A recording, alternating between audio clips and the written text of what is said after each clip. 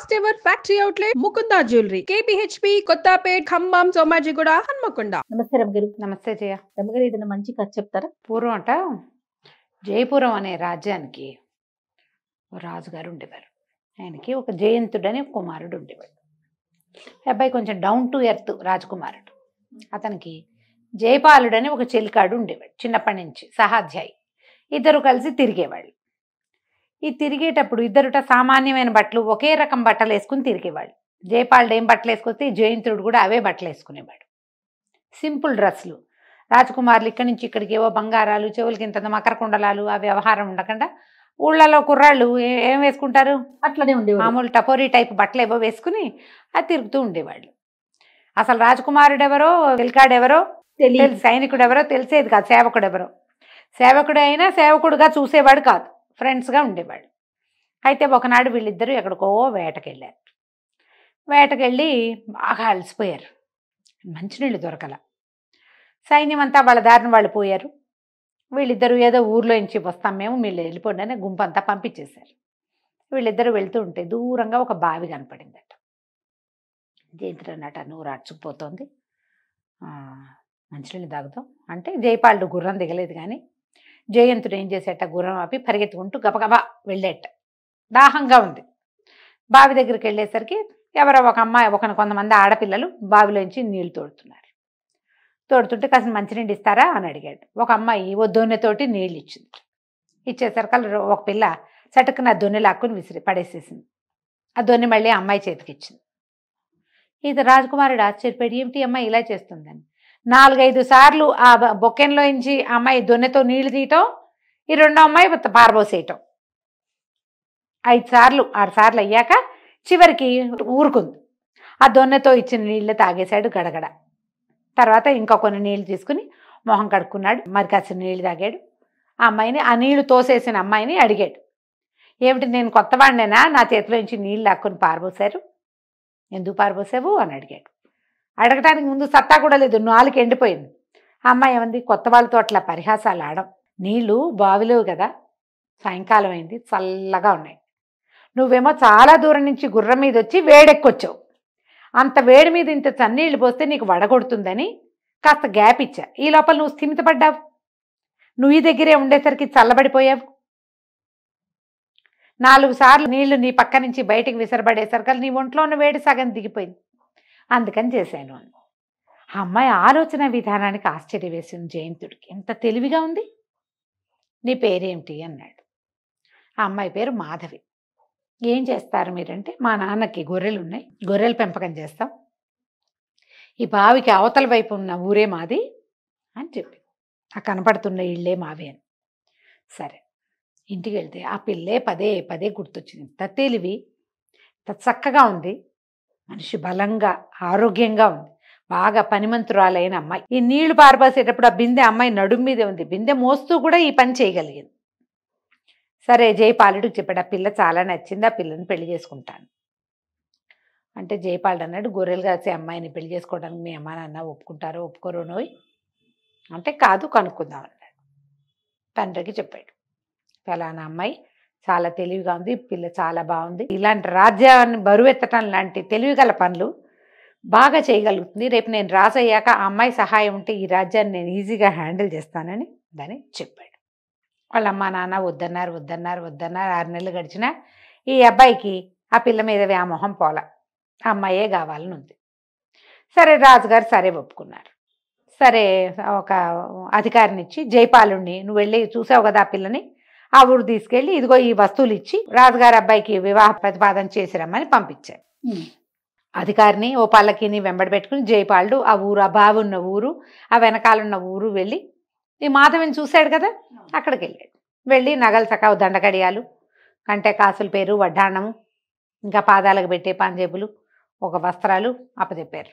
అప్పచెప్పి, ఆ రాజకుమారుడు ఈమె అమ్మాయిని పెళ్లి చేసుకోవాలనుకుంటున్నాడు, మరి మీకు సరే అంటే రాజుగారు ముహూర్తం పెట్టిస్తారు, ముహూర్తం రోజున తరలొచ్చి అమ్మాయిని తీసుకెళ్తాము పెళ్ళికి, నువ్వు కూడా రావచ్చని తండ్రికి చెప్తే, అమ్మాయి, ఆయనేమో కూతురికి ఆగేశాడు, అమ్మాయి నీకు పెళ్ళిటే రాజుగారి అబ్బాయి నిన్ను పెళ్లి చేసుకుంటాడంటే, ఆ అమ్మాయి ఏం చేస్తుంది, గొర్రె బొచ్చుతోటి తివాచీ నేస్తుంది కూర్చుని. చేస్తారు కదా ఆ పనులు. ఉన్నితో తివాసి నేస్తున్న అమ్మాయి లేచి వచ్చింది. రాజకుమారుడు నన్ను ఎప్పుడు చూశాడు? చూడకుండా పెళ్లి చేసుకుంటారంటే కాదు, చూశాడు. ఒకరోజు మధ్యాహ్నం సాయంకాలం 4 గంటల వేళ ఒక అబ్బాయి నీకు నువ్వు మంచినీళ్ళు తాగడానికి వస్తే నువ్వు 6 సార్లు నీళ్లు పారబోసి చివరికి తాగనిచ్చావు. ఆ అబ్బాయి ఎవరో కాదు, రాజకుమారుడు జయరాంపురం రాజకుమారుడు అని చెప్పేసరికి అదే విలక్షణంగా ఉన్నాడు అనుకున్నాను. సరే గాని మీ రాజకుమారుడికి ఏమైనా వృత్తి విద్య వచ్చా అని అడిగింది. రాజకుమారుడిగా ఉండటమే విద్య అన్నాడు జయపాలుడు. అదేం విద్య? రాజకుమారుడిగా ఉంటాం, మా నాన్న కూతురు నేను, కానీ నాకు ఈ విద్య వచ్చు. మీ రాజకుమారుడికి ఏమొచ్చు అంది. ఏం రాదు అన్నాడు. రాకపోతే నాకొద్దు పెళ్ళి. ఏ వృత్తి విద్య రాని వాడిని నేను పెళ్లి చేసుకోను. ఏదైనా ఒక విద్య వచ్చిన వాడిని పెళ్లి చేసుకోవాలని నా కోరిక. ఆ విద్య అన్నం పెడుతుంది, చేతి నిండా పని ఉంచుతుంది, సంసారానికి ఉపయోగపడతారు. ఈయనేం ఉపయోగపడతాడు? నాకు అక్కర్లేదు, వస్తువులు పట్టుపో వెనక్కి అని మొత్తం ఇచ్చేసింది. తండ్రి మాట్లాడలా. అమ్మాయికి స్థిరమైన అభిప్రాయం ఉంది, చూడు ఎంత బాగుందో ఐడియా. సరే జయపాలుడు మళ్ళీ వెనక్కి వెళ్ళిపోయి రాజుగారికి చెప్పేసరికి రాజుగారు నాడు అమ్మాయి తప్పిందే చాలు, ఆ పిల్ల చేసుకోనంటుందని చెప్తే సరిపోతుందంటే నీకే విద్య రాదు కాబట్టి చేసుకోనంటుంది. వృత్తి విద్య అంటే రాజుగారి అబ్బాయి కత్తులు తిప్పడం కటారులు తిప్పడం వచ్చు. కత్తి కటారు తిప్పేవాడు సైనికుడు అవ్వాలి, వీడు అవ్వడు, ఈ అబ్బాయి రాజు అవుతాడు. వృత్తి విద్య ఏమొచ్చు? చేతి విద్య లేని రావు. నీకు రాదనే అమ్మాయి వద్దందంటే ఈ రాజుగారి అబ్బాయి కోపం వచ్చింది. నేను ఏదైనా నేర్చుకుని పెళ్లి చేసుకుంటా, నాకు ఆ పిల్లే కావాలి. సరే 4 రోజులు బాగా డిస్కస్ చేశారు. మనం ఏం బిజినెస్ చేయాలని ఆలోచించినట్టుగా ఏం విద్య నేర్చుకోవాలి అని ఆలోచిస్తే అప్పుడే పట్టుబట్టలు పట్టుకుని ఒక వ్యాపారస్తుడు వచ్చాడు. ఇది చాలా ప్రత్యేకమైన విద్య అండి, ఈ బట్టలు నేయటం అని చూపించాడు. అప్పుడు ఈయన ఏం చేశాడు రాజుగారు, సరేలే ఏవో మామూలు పిచ్చి విద్యలు ఏం నేర్చుకుంటాడు రాజకుమారుడు అని చెప్పి సరిగతోటి వస్త్రం అల్లటం. సరిగ అంటే అదే ప్యూర్ పట్టు, బంగారపు జరీతోటి వస్త్రం నేయటం, అది నేర్పించారు. ఎవరినో 4 మనుషుల్ని పిలిపించి. సరే ఆ అమ్మాయికి ఒక వస్త్రం నేసి పంపించాడు రాజకుమారుడు. గిఫ్ట్ చేశాడు. ఇది వేయటానికి వచ్చు నాకు, నువ్వు నన్ను పెళ్లి చేసుకోవచ్చు అని. సరే ఒక వృత్తి విద్య అయినా వచ్చిందిలే, తానంతట తనే వచ్చాడు, కుర్రాడు బాగున్నాడని మాధవి పెళ్లి కొప్పుకుంది. మాధవిదేవినిచ్చి జయంతుడికి పెళ్లి చేశారు. ఈ పెళ్లి సందడి సమయంలో జయపాలుడు కనపడకుండా పోయాడు. ఈ అబ్బాయి భార్యతో హడావిడిలో ఈ పెళ్లిళ్ళలు తర్వాత చేసే కార్యక్రమాలు వ్యవహారాల్లో మునిగిపోయాడు. జయపాలుడు ఏడంటే రాలేదండి. 10 రోజులు గడిగాక జయపాలుడు ఏడంటే కనపట్టలేదండి అన్నారు. జయపాలుడు కనపడలా. సరే ఈ లోపల ఏమైంది, రాజుగారు మేము తీర్థయాత్రలకు వెళ్తాం, ఇక నువ్వు పట్టాభిషేకం చేసుకోమన్నారు. పెళ్ళై 1 సంవత్సరం 2 ఏళ్ళు అయింది, జయపాలుడు లేడు. సరే ఇక అయిపోయింది ఆ కథ. మేము తీర్థయాత్రలకు వెళ్ళిపోతాము, నేను ఒక 5 ఏళ్ల పాటో 4 ఏళ్ల పాటో తిరగదలుచుకున్నాను, రాజ్యం హ్యాండ్ ఓవర్ చేసుకోమని కొడుక్కి పట్టాభిషేకం చేశారు. జయంతుడు రాజు అయ్యాడు. మాధవిదేవి ఆటోమేటిక్గా రాణి. రాజుగా 2 ఏళ్ళు గడిచినాయి. గడిచాక ఒకనాటి రాత్రి వీళ్ళు భోజనాలు చేస్తుంటే ఈ చేలికత్తెలు ఊళ్ళో సాధక బాధకాలు ఏవో చెప్తున్నారు. ఈ అమ్మాయి అంతా విని, ఏమంటే ఇవన్నీ ప్రాబ్లమ్స్ మీకు తెలుసా అంటే ఇతను ఏమన్నాడు, ఇది వరకు తెలిసేవి, జయపాలుడు నేను చిన్నప్పటి నుంచి రోడ్ల మీద పడి తిరిగేవాళ్ళం, ఏ ఊర్లో ఏమున్నాయి ఏ ఊళ్ళో ఏం జరుగుతుందో తెలుసుకునే వాళ్ళము, అలాగే కదా మీ ఊళ్ళో బాగుంది, బావి దగ్గర మాధ ఉందని తెలుసుకున్నాను, కానీ ఇప్పుడు వెళ్ళకపోవటం వల్ల నేనేం తెలుసుకోలేకపోతున్నా, రాజునయ్యాక నా వల్ల కాదు, నాకు ఎవరైనా చెప్పాలి అనేసరికల్లా ఈ అమ్మాయి ఏమంది, ఇట్లా కాదు, మంది అంత పెద్దది కాదు చిన్నది కాదు రాజ్యం, మీరు కొన్నాళ్ళు దేశాటం చేసి రండి, 4 తెలుసుకోండి ఏ ఊళ్ళల్లో ఏ సమస్యలు ఉన్నాయి, ఎక్కడ నీళ్లు లేవు, ఎక్కడ నీళ్లు ఉన్నాయి, ఎవరికి చెరువులు పూడిపోయినాయి, ఎవరి ఊళ్ళల్లో మంచినీళ్ళు రావట్లేదు, ఎక్కడ కులాల మధ్య కొట్లాటలు ఉన్నాయి, ఎక్కడ ఏ వృత్తులు ఉన్నాయి తెలుసుకోవాలి, తెలుసుకుని రాజ్యపాలన చేస్తే బాగుంటుందండి అనేసరికి తను అన్నాడు జయంతుడు, నేను వెళ్తే ఈ రాజ్యం ఎట్లా అంటే నేను హ్యాండిల్ చేస్తా, మీరు వెళ్ళిరండి నేను చూస్తా కదా అనేసరికి సరేనని ఒప్పుకున్నాడు. మాధవీదేవి రాజ్యం చూసేటట్టు, జయంతుడు దేశాటం చేసేటట్టు. సరే ఇతను దేశాటానికి వెళ్ళాడు. కొన్ని ఊర్లు వెళ్ళాక ఒక ఊర్లో ఒకనాటి రాత్రి అతను ఉండగా ఒక చెట్టు కింద కూర్చున్నాడు, ఏదో కొద్దిగా ఆహారం తెచ్చుకున్నాడు, తెచ్చుకున్న ఆహారం తింటుంటే ఒక యోగి ఒక ఆయన వస్తున్నాడు. జనాలంతా గబగబా దుప్పట్లు పరిచారు నేల మీద ఆయన నడవడానికి. వాటి మీద నడిచొస్తున్నాడు. మరి ఓ రచ్చబండ మీద పెద్ద తివాచి వేసి కూర్చోబెట్టారు. ఎవరు ఏమిటి అని అంటే ఈయన శక్తి యోగి, ఈయన మామూలు వాడు కాదు. ఈయన నేల మీద నడవడు, క్రిమికీటకాలు అవి చనిపోతాయని చాలా పవర్ఫుల్. ఎవరికైనా పని చూపిస్తాడు ఈయన. ఈ శిష్యులందరూ కూడా చాలా గొప్పవాళ్ళు. ఈయన ఒక పూజారి అని చెప్పారు. ఈ శక్తిపథం అనే ఒక దేవాలయం ఉందని, అక్కడ ఆ గ్రామంలో వీళ్ళంతా ఉంటారని, ఇలా ఊర్లలోకి వచ్చి మనకందరికీ వరాలు ఇస్తాడు, మంచి మాటలు చెప్తాడు, స్పీచ్లు ఇస్తాడు. మోటివేషనల్ స్పీకర్ అనమాట ఆయన. ఇక్కడ పని పాట లేకుండా ఉన్న వాళ్ళని తనతో తీసుకెళ్ళి పనులు కూడా ఇస్తాడు, పని పాట చూపిస్తాడు ఆయన. అనేసరికి సరే వినడం మొదలుపెట్టాడు. ఏదో కాసేపు ఆయన స్పీచ్ ఏదో ఇచ్చాడు. తర్వాత ఆయన విశ్రాంతి తీసుకుంటున్నాడు ఆ తివాసి మీద కూర్చొని. జనం అంతా దగ్గరికి వెళ్తే ఈ మన జయంతుడు కూడా దగ్గరికి వెళ్ళాడు. ఇతను కొత్తవాడు, ఆ ఊరివాడు కాదు, గుర్తుపట్టాడు ఆయన. ఎవరినైనా నువ్వు ఏమిటి అని కనుక్కున్నాడు. ఏదో పని కోసం తిరుగుతున్నానండి నేను, ఏదైనా పని దొరుకుతుందని ఈ గ్రామానికి వచ్చానంటే, ఆ పని లేకే మా దగ్గర చాలా పనులు ఉన్నాయి, నువ్వు మాతో రమ్మన్నాడు. సరే ఇతను వాళ్ళతో వెళ్ళడానికి నిరుకైంది. ఓకే, ఈ శక్తి యోగి బయలుదేరాడు. ఆయన వెనకాల ఆయన శిష్యులు జనం అంతా బయలుదేరారు. అందరినీ పూజారి గారు పూజారి గారు అని అంటున్నారు జనం. వీళ్ళు కొంత దూరం అలా నడిచి వెళ్ళాక ఒక గుంపు చేరారు, కూలీలు లాంటి వాళ్ళు, ఏవో మూటలు మోసుకుని వస్తున్నారు. వాళ్ళు కూడా ఈ సమూహంతో చేరారు.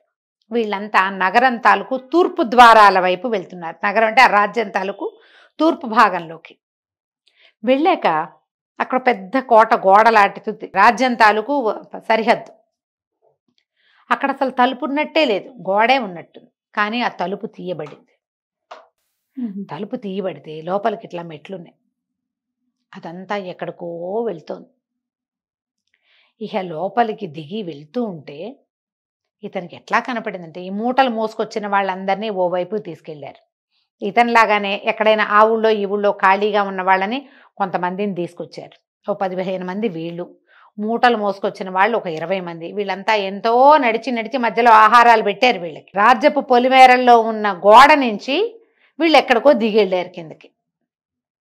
వెళ్తే కిందకి వెళ్ళాక ఒక అస్థిపంజరంలాగా ఉన్న ఒక మనిషి ఎదురొచ్చాడు. ఇతను నీకు మిగిలిందంతా చూపిస్తాడని చెప్పేసి, మీరు ఎక్కడుండాలో చూపిస్తాడని ఆ అస్థిపంజరంలా ఉన్న మనిషి వెనకాల ఈ జయంతుణ్ణి పంపారు. లోపలికి వెళ్తే లోపల చూస్తే అది ఎట్లా ఉందంటే నరకంలాగా ఉంది. చీకటి గదులు, ఒక్కొక్క గదిలో బక్క చిక్కిపోయి చావడానికి సిద్ధంగా ఉన్న వాళ్ళు కొంతమంది, కొన్ని చోట్లేమో ఏవో పనులు చేస్తున్న వాళ్ళు కొంతమంది. అక్కడికి గాలి వెలుతురు లేవు, దీపాలు తప్ప. ఎందుకంటే అది పైన లేదు, కింద ఉంది. ఈ వెళ్తూ ఉంటే అవతల గదుల్లో ఇంకా కొంతమంది ఇట్లాంటి మనుషులు కనపడ్డారు. ఆ బక్క చిక్కిపోయిన మనిషి అస్థిపంజరంలో ఉన్నాడు కదా, ఆయన అన్నాడు, ఈ రాక్షసులు ఎంతమందినో తెచ్చారు, నాతో పాటు తెచ్చిన వాళ్ళందరూ చచ్చారు, నేను ఒక్కడనే బతికున్నా, ఏదో ఒక రోజు నాకు కూడా మూడుతుంది అనేసరికి అదేమిటి అన్నాడు జయంతుడు. అంతే, వీడు శక్తి పూజారి, శక్తి గురువు అంటారు ఇతను, శక్తి యోగి కాదు, వీడు భయంకరుడు. వీళ్ళు నరరూప రాక్షసులు, క్యానిబల్, నరమాంస భక్షకులు కూడా వీళ్ళు. ఇట్లా ఊళ్ళల్లోకి వెళ్ళి ఎవరో ఒకళ్ళని వెంబడి పెట్టుకొస్తారు. పని లేక అల్లాడుతున్న వాళ్ళని, కుటుంబం నుంచి వేరైన వాళ్ళని తీసుకొస్తారు. ఏదైనా పని చేయగలిగిన వాళ్ళతోటి ఆ పనులన్నీ చేయించి, వృత్తి పనులు వచ్చిన వాడితోటి ఆ పనులు చేయించి క్రమంగా చంపుతారు. పనులు చేయించి దాని ద్వారా డబ్బు సంపాదిస్తారు, వీళ్ళని చంపుతారు మెల్లిగా. ఏ పని రాని వాళ్ళని కూలీలుగా మారుస్తారు. వాళ్ళని ఇక్కడే ఉండి రోజుకొకరిని చొప్పున వండుకుని తింటారు. ఈ పూజారులు అందరూ అంతే. ఇలాంటి పూజారులు చాలా మంది ఉన్నారు. ఈ రాజ్యానికి 4 పక్కలా కనపడతారు. వాళ్ళందరికీ వీడే గురువు. తెచ్చిన బందీలందరినీ ఇక్కడే ఉంచుతారు. వీళ్ళందరూ బందీలు. కాసేపటికి మాట్లాడగా మాట్లాడగా జయంతుడికి తెలిసింది, ఈ అస్థిపంజరంలా ఉన్నవాడు జయపాలుడు. నేను జయంతుడిని చెప్తే గుండె పగిలి సస్తాడేమో అవిసిపోయి అని మాట్లాడకుండా ఊరుకుంటాడు, చెప్పడు. చెప్పకుండా ఈ జనాలందరినీ, ఇప్పుడు తీసుకొచ్చిన జనం అందరినీ ఓ చోటకి చేర్చాడు. చేర్చంగానే ఆ పూజారులు ఒక 5-6 వచ్చారు. మీలో ఎవరెవరికి ఏమేం పనులు వచ్చంటే ఇతను అన్నాడు, మిగిలిన వాళ్ళందరినీ నోటి మీద ప్రతి వాళ్ళని తట్టాడు, మాట్లాడద్దని. ఏం చెప్పాడు, బాబు సరిగతోటి వస్త్రాలు అల్లటం వచ్చండి మాకు, మీకొచ్చా అంటే ఆ అన్నారు అందరూ. ఇతను అనిపించాడు. సరే దానికి ఏం ముడి కావాలి, దానివల్ల ఏమవుతుంది అంటే అది బంగారానికి 100 రేట్ వస్తుందండి. బంగారం తీగలు గనక తీస్తే ఆ తీగతో అల్లే వస్త్రానికి బంగారం 1 గ్రాము ఇంత ఖరీదైతే దానికి 10 రేట్ వస్తుంది ఆ వస్త్రానికి. ఎవరు కొంటారు?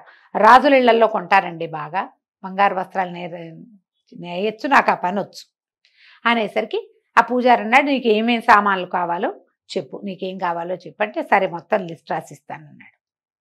అని చెప్తే సరేనండి ఇతని దగ్గర నుంచి దానికి కావలసిన పనిముట్లన్నీ తెప్పించారు. నెలలు గడిచినాయి. స్లోగా అవుతుంది నేత పని. ఇతను తనతో పాటు ఉన్న వాళ్ళందరినీ అటు ఇటు పోనివ్వాల. చిన్న పని పెద్ద పని ఇది చుట్టండి, ఇవి లాగండి, పీకండి అని నేర్పించాడు. ఈ లోపల మరి ఆ వస్త్రాలు వచ్చే లోపల వీడు బతికుండాలి కదా, సామాన్లు వచ్చే లోపల ఇతనికి వచ్చిన ఆహారాన్ని పంచిపెట్టాడు అందరికీ. ఆ జయపాలుడు కూడా రోజు వీళ్లతో పాటు తినేవాడు. మొత్తం సామాన్లన్నీ వచ్చాక ఇతను నిదానంగా ఒక వస్త్రం నేసాడు. అందులో కోట గోడ దానికి తలుపు తీసినట్టుగా వేశాడు, పమిటలో బొమ్మ. అంచులో వరుసగా రాసుకొచ్చాడు. ఇక్కడ ఏం జరుగుతోందో తమని ఎలా రక్షించాలో అందులో ఉంది. దీంట్లోంచి బయటపడ్డం వాళ్ళకి రాదు. అదే రాసి పెట్టాడు. ఇది అయితే ఏమైంది, ఏ పూజారి అయితే ఇతనితో దగ్గరుండి పని చేయించాడో వాడు అడిగాడు, ఎంత బాగుందో, మెరుస్తోంది, దీన్ని ఎట్లా ఏం చేయాలంటే మన దేశపు రాజు ఉన్నాడు కదా, ఆ రాజు భార్యకి వస్త్రాలు చాలా ఇష్టం. వాళ్ళ దగ్గరికి వెళ్ళి అమ్మ చూపండి. రాణిగారి దగ్గరికి వెళ్తే మామూలుగా అయితే నీకు 10 వస్తుంది, అక్కడికి వెళ్తే 100 రేట్ వస్తుంది అనగానే ఆ పూజారి అన్నాడు, నువ్వు వస్త్రం వేసినట్టు ఎవరికి చెప్పద్దు అని చెప్పి ఆ డబ్బంతా వాడే సొమ్ము చేసుకోవాలనుకున్నాడు. వస్త్రాన్ని మడిచి పట్టుకెళ్తే రాణికే చూపించు, వేరే వాళ్ళకి చూపించద్దు, నీకు రేటు రాదు, వాడికి కావాల్సింది డబ్బులు కదా అని చెప్పాడు జయంతుడు. అయితే ఈ పూజారి ఏం చేశాడు, రాజుగారి కోట దగ్గరికి వెళ్ళాడు. వెళ్ళి రాణిగారికి ఏవో వస్త్రాలు తెచ్చానంటే అక్కడికి అలవాటే ఎవరో ఒకళ్ళు వస్తూ ఉంటారు. రాణిగారి దగ్గరికి పంపించేసరికల్లా తరిగ వస్త్రాన్ని ఆవిడ చేతిలో పెట్టాడు. ఆవిడేమో మడతలు విప్పకపోయేసరికల్లా ఏమంది, ఎంత రేటు ఏమిటి అని అడిగితే ఇతను ఏదో రేటు చెప్పాడు. అంతెందుకు, అంత ఉందా అంటే కాదండి, మీరు కావాలంటే వస్త్రం అంతా విప్పి పరిశీలించండి, పంతనం చూస్తే మీకే తెలుస్తుంది అన్నాడు. ఏమిటో చూద్దామని ఊడదీస్తే ఏముంది, దాన్ని ఓ పక్కకి తిప్పితే జరి వెళ్ళింది, రెండో పక్కకి తిప్పితే అక్షరాలు కనపడుతుంది. ఏమిటో కనపడుతున్నాయి చూద్దామని చూస్తే ఆ పమిటంచులో ఇంతకీ ఈ నేసేటప్పుడు అతను కూడా చూడాలి, అప్పుడప్పుడు చూశాడు. ఆ మొత్తాన్ని ఎక్కడ చూస్తారు, వాడిని ఎదురుగుండా కూర్చోబెట్టి చూడకుండా ఈవిడేం చేసింది, లోపల తీసుకొచ్చి దాన్నంతా పర్వాలి కదా. చూసేసరికి దీపం తీసుకురావే అనేసరికి ఒక చెలికత్తె దీపం పట్టుకొస్తే ఇంకేముంది, దీపపు వెలుగులో రాజకుమారుడంతా రాసి పెట్టాడు. నగరానికి మొత్తం రాజ్యానికి తూర్పు గోడ అక్కడ ఇలా ప్రత్యేకంగా తడితేనే తలుపు తెరవబడుతుంది. ఆ లోపల మేము బందీలుగా ఉన్నాం, నాతో పాటు చాలా మంది ఉన్నారు, పెద్ద సైన్యంతో రా, ఇక జయపాలుడు కూడా ఇక్కడే ఉన్నాడు అని రాసింది. ఆ కోట గోడ తాలూకు గుర్తు క్లియర్గా ఆ దాని తాలూకు అంచులో పెద్దగా నేసి ఉంది. ఇవిడ వెంటనే ఏం చేసింది, ఉండండి డబ్బులు తెప్పిస్తానని మంత్రి గారిని పిలిపించింది, సర్వసైన్యాధ్యక్షుడిని పిలిచింది. వాళ్ళు రావటం ఏంటి, వీడిని పెడరక్కలు విరిచి కట్టేసి లోపల బారేశారు. వాడు పారిపోయేవాడే. అక్కడ బారేసి ఈ చెప్పిన దారి ప్రకారం అక్కడికి వెళ్ళేసరికి ఈ తలుపు కోట గోడలాగా ఉంది కదా, ఒక చోట ఎక్కడ తట్టాలో క్లియర్గా ఉంది దాని మీద. అక్కడ కొట్టేసరికల్లా తలుపు తెరుచుకొని లోపలికి వెళ్తే ఏముంది, లోపల అందరూ ఇవే, కొన్ని చోట్ల మానవ కంకాళాలు, అస్థిపంజరాలు. ఈ శక్తి యోగి పేరుతోటి ఉన్నవాడు ఈ రాజ్యానికి 4 పక్కల నుంచి మనుషులను తెచ్చి వాళ్ళకు ఒక కల్ట్ అక్కడ తయారవుతుంది అనమాట. కొంతకాలానికి వాళ్ళు పెరుగుతారు, రాజ్యం మీద మూకొమ్మడిగా కల్ట్లు ఇలాగేగా తయారవుతాయి. వాళ్ళందరినీ రెక్కలు విడిచి పట్టేశారు. రాజకుమారుణ్ణి జయపాలుని రక్షించారు, బయటికి తీసుకొచ్చారు. మొహాలు చూసుకున్నారు అప్పటికి వెలుగులో. మొహం చూసేసరికి జయపాలుడు, అయ్యో యువరాజా నువ్వేనా అని కావలించుకున్నాడు. ఇవాళ మాధవిదేవి మనని రక్షించిందంటే మాధవిదేవి రక్షించలా, వృత్తి విద్య రక్షించింది. ఆ సరిగతో వస్త్రం చేయటాన్ని బలవంతంగా నేర్చుకోకపోతే క్లూ లేదు, ఇది ఎట్టా వస్తుంది. ఆవిడ కోసమని బలవంతంగా నేర్చుకున్న విద్య వల్లే ఇవాళ మనం బయటపడగలిగాము అని చెప్పి అప్పుడు రాజట ప్రతి వాళ్ళు వాళ్ళ వృత్తి విద్య నేర్చుకున్నాకే సైనికుడు అవ్వాలి. ఏదో ఒకటి వాళ్ళు ఏ వృత్తుల్లో కుటుంబాల్లో నుంచి వచ్చారో వాడు సైనికుడైనా సరే వాడి సొంత విద్య వాడికి రావాలి. కుండలు చేసేదో బొమ్మలు చేసేదో అది రాకుండా వచ్చేయకూడదు. సైన్యంలోకి వచ్చిన అధికారైనా సరే వాడికి వృత్తి విద్య వచ్చి ఉండాలి అని చెప్పి చాటింపు వేయించారు. కథ కంచికి మనం ఇంటికి. ఎంత బాగుందో రమ్మగారు. కదా. నమస్తే అండి. నమస్తే జయ.